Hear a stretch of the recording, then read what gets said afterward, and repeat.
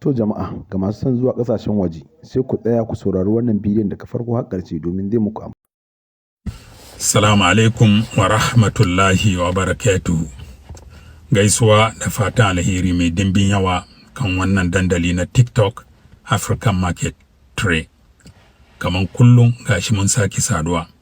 Jama'a, wannan bidiyo idan ya riske ka, kai share, kai liking kuma kai follow.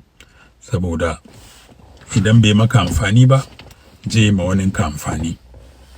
Jama'a, bidiyon mu na yau je mai da hankali ne zuwa ga mu hustlers ko mu waɗanda yake mun zo cirani, mun zo neman kudi.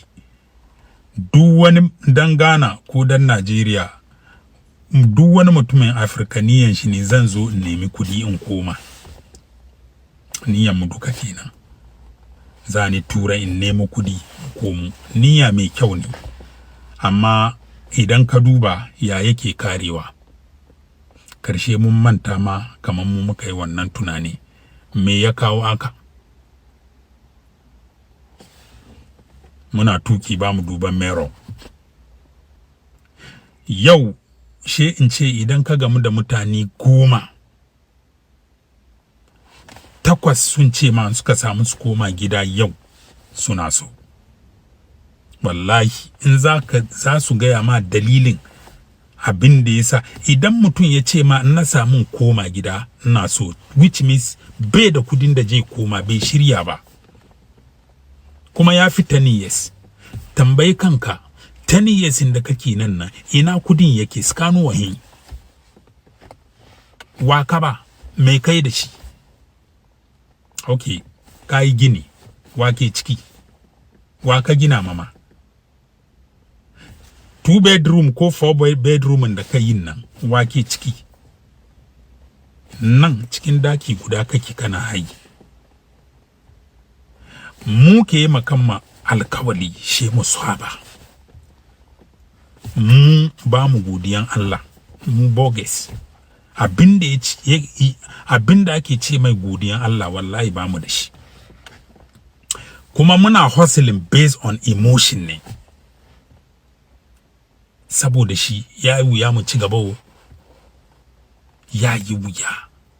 Because idan ka duk wani abin da kake yi based on emotion, emotionally wannan abin nan ya leading ka tun da ba ka so. Abin da za ka yi ya fito cikin zuciyanka, ba jikinka ke gaya ma ka yi ba, wannan abin shi ke dorewa. Niyan da muke fitowa da shi gida, muna tashi kai, muna swaba makan alkawari. Ba mu gode ma Allah ni'iman da yi muna, wayan ka gode mai shi ya kara maka. Ina muka bar wannan hadisi? Yau kana gida ne fa, taxi kake ja. Allah ka zo ka shigo Turai.